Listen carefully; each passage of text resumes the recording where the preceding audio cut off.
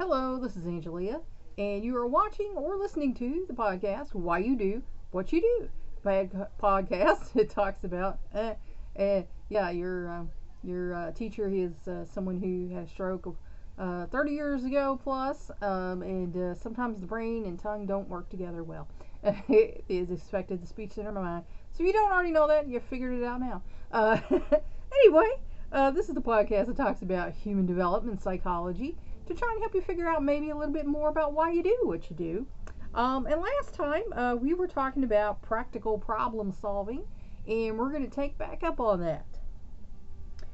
In one study, 84 adults ages 20 to 79, that's a pretty big age gap there, were given two kinds of problems.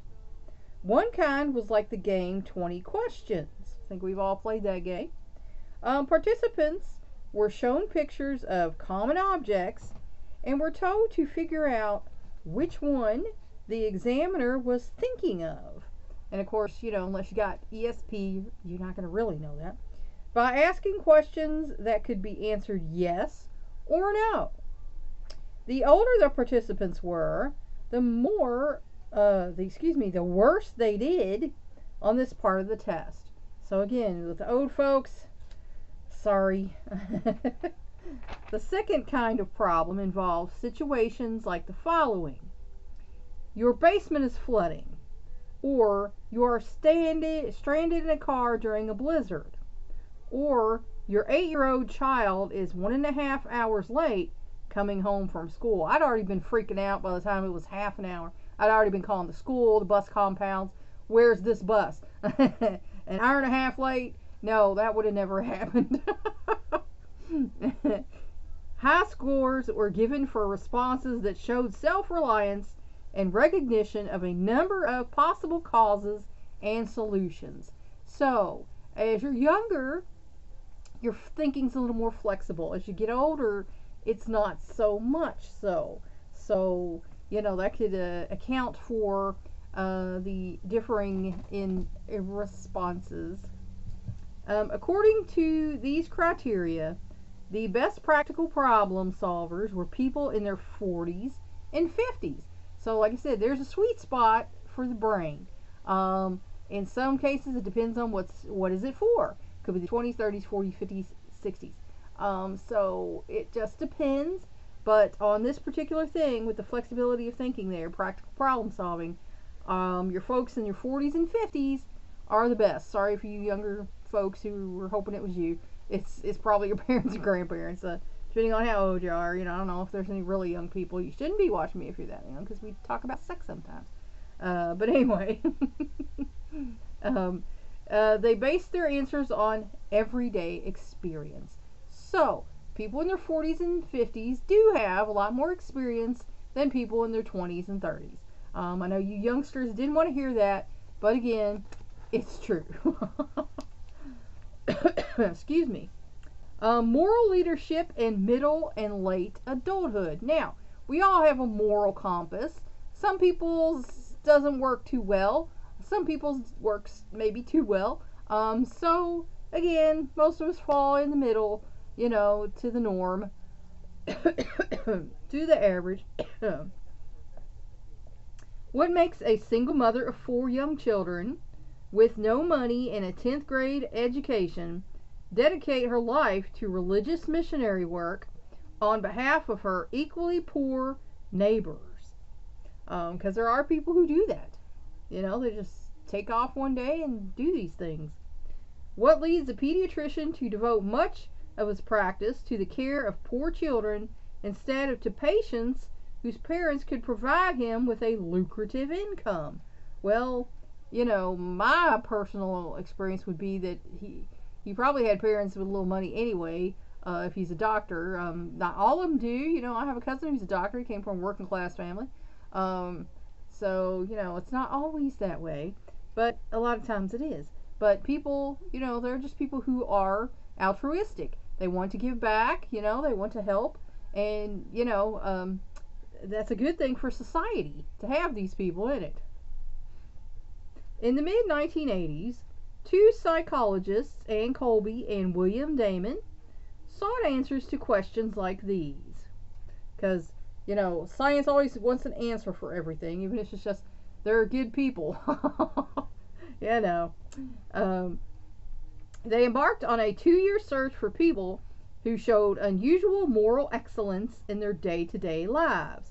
And, they probably had to go on a look for these folks.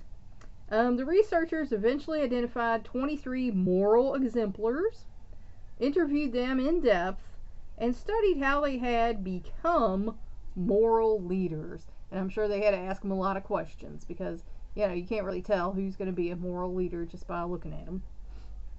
To find moral exemplars, Colby and Damon worked with a panel of 22 expert nominators, people who in their professional lives regularly think about moral ideas. Philosophers, historians, religious thinkers, and so forth. That includes psychologists. Your PhD is a doctor of philosophy, if you didn't know that. Historians. My husband's really into history, and religious thinkers. I am an ordained minister. If you watch my other two, my wisdoms and my Bible studies, you probably already know that. But some people, just look for the podcast. So if you didn't know, that's me. The researchers drew up 5 criteria. Sustained commitment to principles that show respect for humanity, which we all should have. Like I said, the world's getting to be a free-for-all out there, Lord of the Flies. So, think about your fellow man. Respect them and respect yourself enough to respect them. Behavior consistent with one's ideals. Now, here's where a lot of people have a little bit of a problem. Behaving like your ideals. Like I talk about in my, Bible reading, walking your Be Like Jesus shoes. Because a lot of people, they have these ideals, but that's not how they behave, So there's where a lot of people come into problems, is actually putting their ideals into practice, behaving like they have ideals. Willingness to risk self-interest.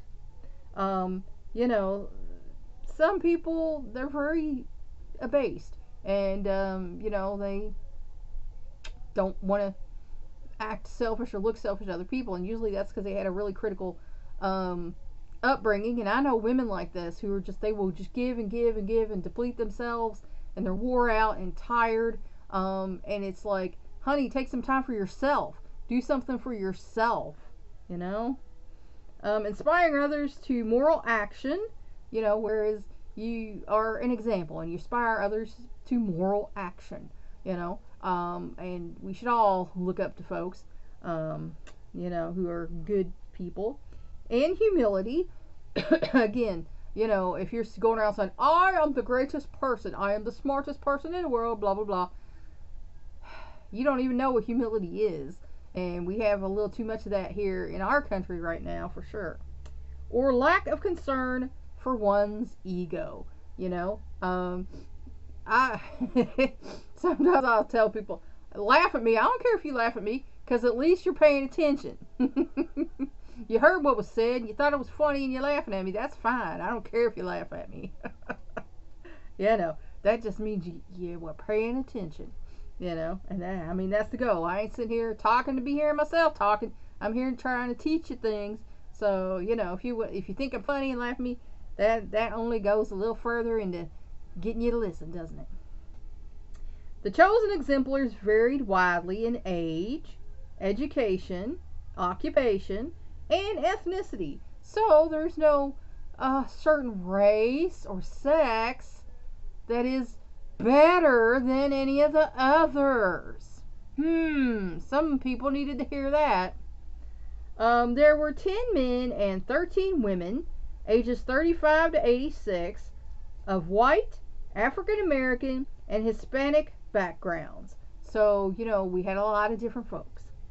Education ranged from 8th grade up through MDs, PhDs, and law degrees. So, we had a large variance of folks there. And occupations included religious callings. So, clergy, we had clergy appreciation yesterday, and I posted on there, if you watch my Bible readings or anything, and you want to appreciate me on a Clergy Appreciation Day, because I am actually an ordained minister. I'm retired, but I still ordained minister. I can still marry you if you need be. But I told people, go to my Patreon page and show me some appreciation if you want to.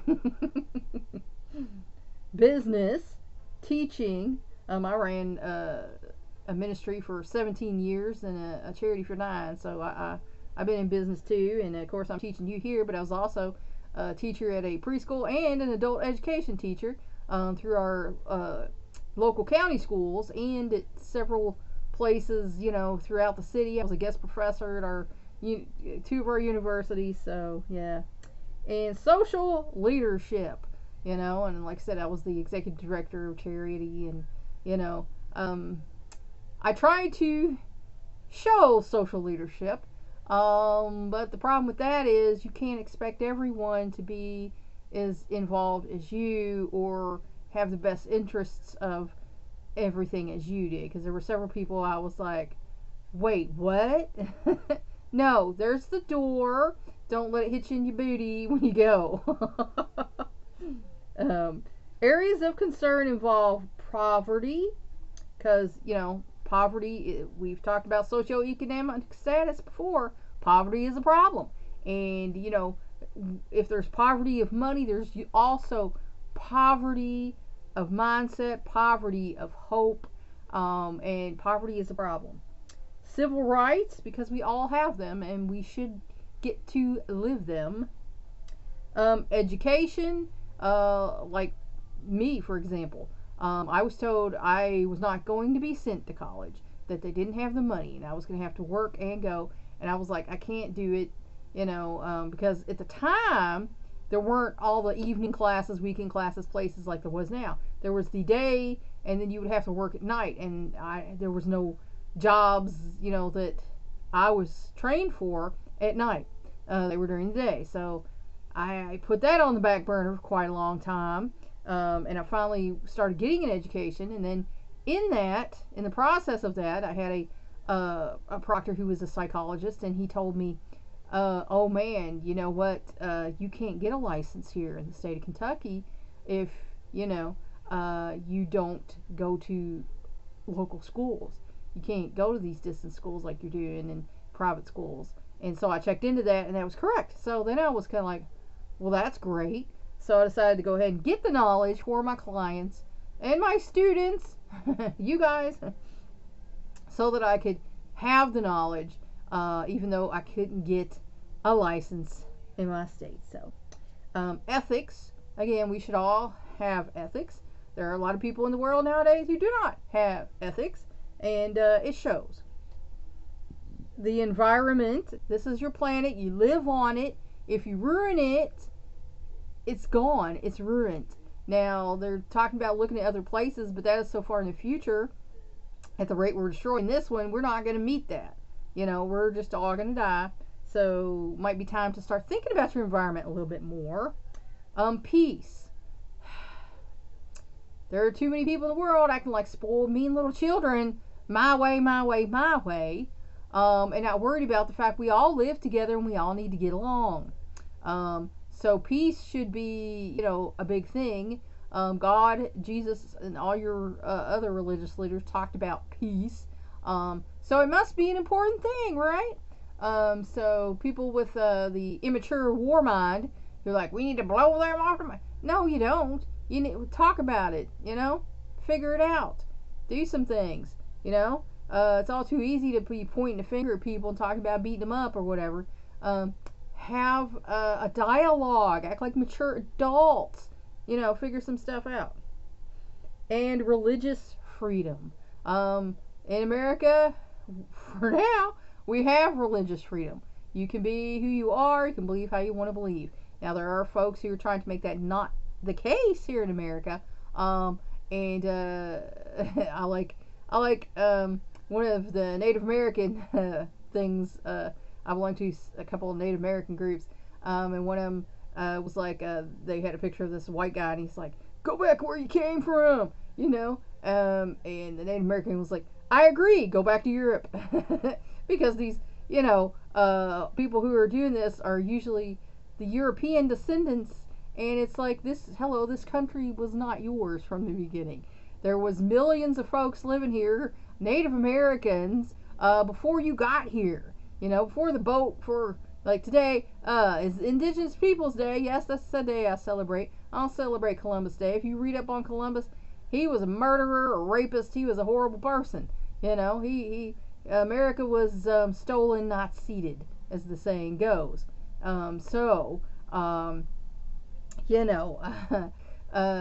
feel like in a country that wiped out all but genocided its indigenous peoples, to talk about, this is our nation, blah, blah, blah, blah. It's a bit hypocritical, because it's not. So, that's just where I stand on that. The research yielded a number of surprises, not least of which was this group's showing on Kohlberg's classic measure of moral judgment. And you remember that's the one where we talked about, would you steal the medicine for your wife if you couldn't afford it? Each exemplar was asked about Heinz's dilemma and about a follow-up question: how the man should be punished if he steals the drug. Of 22 exemplars, one response was not scoreable. Only half scored at the post-conventional level. That means a higher way of thinking. You have like pre-conventional, conventional, post-conventional. I'm on the post-conventional, and that's I might have noticed that. I don't know, but there are so many people at the pre-conventional level that it's just like people. Just dang. The other half scored at the conventional level. The major differences between the two groups was level of education. And now, I have said that before. If someone's coming at me, and they graduated 8th grade, there's nothing wrong with that. But you better have your facts straight, because I'm going to have mine straight. So if you're coming at me and your facts aren't straight, I'm going to school you. And you might get upset with me, but that's because I know a lot. And I know enough to know I don't know it all. I don't know it all. So if you don't know what you're talking about, but you think you know it all, that's going to be a problem. Because you don't.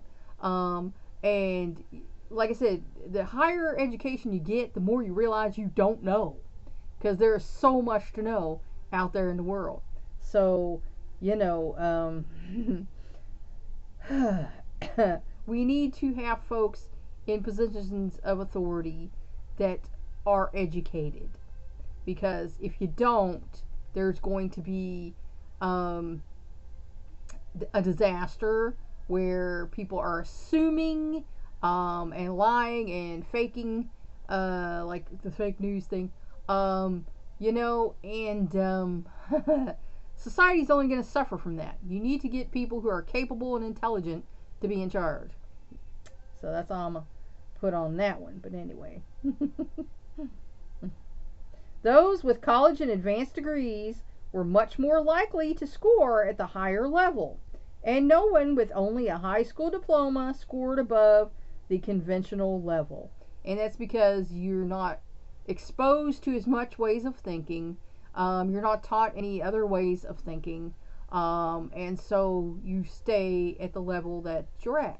And like I said, personally, I didn't want to be ignorant. I could have just said, oh, well, I don't get to go to college. I'm just going to be at my little level. And who cares about that, because I can't do it. But I found out the ways to do it and the ways I could afford to do it. So like I said, it took me 13 years to get through to my PhD equivalency, whereas your normal folks, it might be 8 or more, but it took me a little longer because I could do it only as I could afford to do it. Pay as you go schools as I could pay as I went. So, get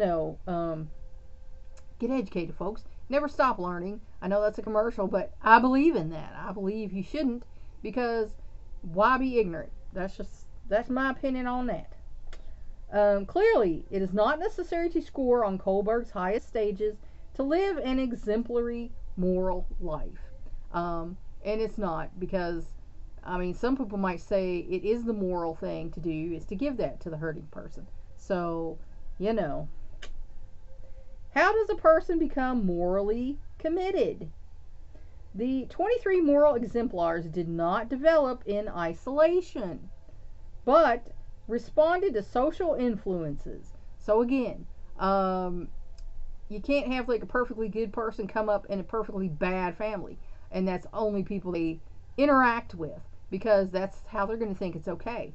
It's when you come out of family and meet friends and people you go to school with, and teachers and co-workers, and college professors and things of that nature, that you start to see, what is good in the world, what is good, what is bad, and what causes suffering and what alleviates suffering. So it's like I say, you learn what is altruistic, what is selfish. So we don't live in a vacuum. Some of these influences, such as those of parents, were important from childhood on. And that's, of course, again, if you had good parents, you're liable to be a good person. If you had bad parents, you're liable to be a bad person. Many other influences became significant in later years, helping these people evaluate their capacities, form moral goals, and develop strategies to achieve them. So, like I say, even if you didn't come from the best family going, you can make your mind up to be a good, thoughtful, loving, decent person, and then do it. These moral exemplars had a lifelong commitment to change. They focused their energy on changing society and people's lives for the better. And the world is a bad enough place where if you're stepping on other folks to get yours, then you're not a good person. Hello, you're a bad person, mean person, a hateful person, a indecent person. Someone may have never told you that before, so there it is. But that's just the way it is. But they remained stable in people's lives. They remained stable in their moral commitments. So being a moral person is a commitment. The world is not gonna just decide to leave you alone and let it all be good for you just because you decide you're a moral person. In fact, quite the opposite is true, because the person who's in charge of this world doesn't like that, and they're going to poke you at every chance they get until they can get you down and make you not be a moral person. So it does take a commitment. At the same time, they kept growing throughout life. And like I said, it's important to keep growing. Don't just stop. I'm a grown up now, I'm done. And there's a lot of people out in the world like that, and you're tempted, like, when they say, I'm grown, you're thinking, are you though? Are you though? Because it's not looking like it to me, but, remain open to new ideas. Again, you got to be teachable. You got to learn. You got to understand that everything is not exactly how you were taught. Other places in the world teach differently, and this place teaches differently, and you have to be okay with that, as long as it's the outcome, the goal, the thing that's important in the end. And continue to learn from others. Again, if you know everything, we all know you don't know everything. And if you say you do, we all know you're a liar. So, you have to be teachable to learn.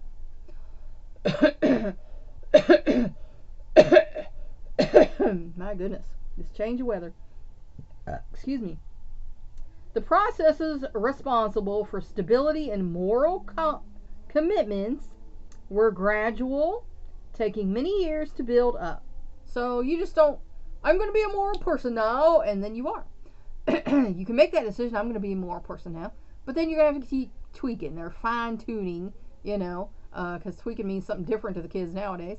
But fine tuning, as you go along. It's like, oh, well, I used to do this, but I'm not going to do that anymore because that might not be the most moral thing to do. And then I used to do this, or I used to say this. That's not a good word to say. I can swap that with a different word, So it is a commitment, and you have to realize it's something important and do it. And it's not going to happen overnight. They were also collaborative. Leaders took advice from supporters, and people noticed her independent judgment, drew heavily on feedback from those close to them, both those people who shared their goals and those who had different perspectives.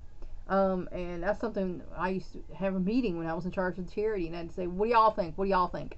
To get people's feedback. Now, some people clearly misunderstood the assignment because they made weird assumptions and said, oh, but this will happen. And you're like, wait, what?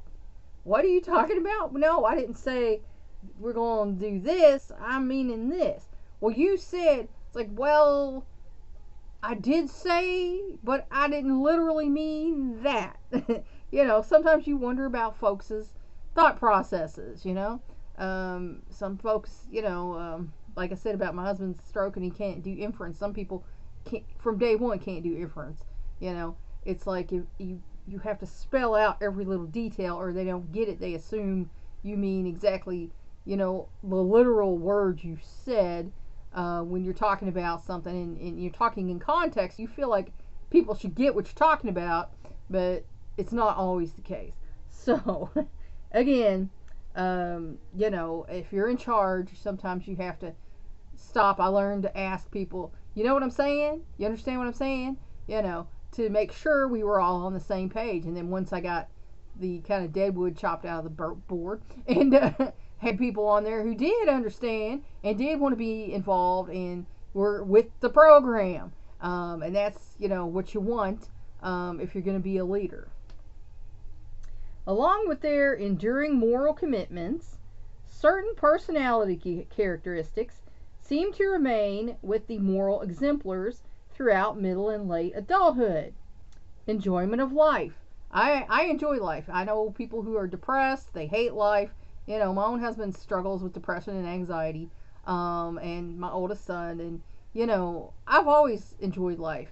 There's been times people put me into depression. There's situations that put me in depression. It's always been situational. I've always bounced back and come out of it, once that situation, a timely manner, it went away or whatever, because I enjoy life and I look forward to life. I look forward to learning new things, doing new things, seeing everything there is to see, doing everything there is to do, and that's a good thing.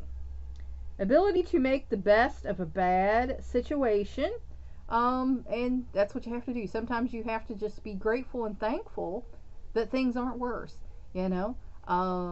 like my husband, he had a stroke and it's affected his brain, and he's showing signs of dementia and forgetfulness, and that's not the best situation to be in, but I'm not going to quit on him because he's losing his marbles, so to speak. So we're just working on talking and memory prompting and reminding. So we're finding ways to work on this and be grateful that he's still here, because there are people who have massive strokes and they're dead, so we're just grateful that he's still here. Solidarity with others, and that's something important. You need to have some solidarity with your folks, your tribe, your family, whatever. Now there's too far to one way where there's codependency. There's a couple parts of my family who one of my cousins said, oh man, yeah, we went to counseling, we went to family counseling, we're just all codependent. We were so, and to a certain degree some of them still are like that. If you say anything, and you're just trying to have dialogue with someone, and you say anything that's not, and they'll come against you and, cut you out and everything. And it's like, why are you like that? I mean, I didn't see anything wrong with this. I would have allowed you to do this or say this to me, you know. And then another part of my family is the same way. It's like, oh well, we're all same blood. You're one removed because your mother is different. And it's like, wait, okay, this makes no sense, but whatever. But you're supposed to have solidarity with your folks. You know, be there for them, love on them. But again, don't be so codependent that no one else can come into your circle. You know, I don't know if you ever watch Meet the Fockers or whatever, but you know, there shouldn't be the circle of trust and only those people in it. You know, shouldn't be like that. Absorption in work. You know, you should be absorbed in your work. You should be happy with it, doing it. You know, enjoying it. A sense of humor. That is a thing you need to have in life, or life's gonna kick your butt. My father used to say to me, "You laugh too much." It's like, is there such a thing? I don't think there is, because if I didn't laugh about stuff, I'd cry about stuff. You know, you gotta have a sense of humor about things, because life's too short, and I'm not gonna sit here and be stressed out and depressed and about everything that goes wrong. Just to heck with that. You know, I'm gonna enjoy my life and live my life, and I'm gonna have a sense of humor about it. And if you can't deal with that, that's not my problem. And humility again. I'm not God's gift to anybody. God is the gift to me. So they tended to believe that change was possible, and it is. You just have to make the decision to change and then follow through on it. And this optimism helped them battle what often seemed like overwhelming odds and to persist in the face of defeat. Just getting anywhere in the world is overwhelming odds. There's so many people, and there's so many people who want to do the same thing. That's like my son had a hard time. He wanted to work with animals, and there were so many other people trying to get the same jobs. He eventually did end up, working for a vet, and that didn't work out so well. That vet was using him. That wasn't very cool. But there are overwhelming odds to you doing anything you want to do, really. And you can't give up. You can't quit. Even when things don't happen. Like I said, our charity closed down. I was just devastated because I wanted that to outlast me. But it didn't. So, and then I have had like 2 heart attacks. Heart episodes. They don't want to call them that anymore. But anyway, so I've had to, between the back, hip, knees, everything, I've had to stay and work from home because I can't sit for 4 hours. I can't move around for 4 hours. So no boss is gonna put up with that. It's like I'm gonna work for an hour a day. That's all I got in me. No, the boss is like no. So I'm here preaching and teaching because that's what I can do. I can sit here for X amount of time, or maybe an hour. Like I said the other day, I was here for almost an hour, and my foot was hurting. The sciatica was getting to me. So even then, sitting here, there's still some pain involved. So I'm doing what I can, and not accepting defeat, and that's important. And that's also where I'm going to leave you for now. I hope this helped you figure out maybe a little bit more about why you do what you do. Please like and share this educational program so we can spread it around the world. If you want to help me out, subscribe to my YouTube channel. If you want to help me out even more, go to my Patreon page and become a patron. That's all for now. Until next time.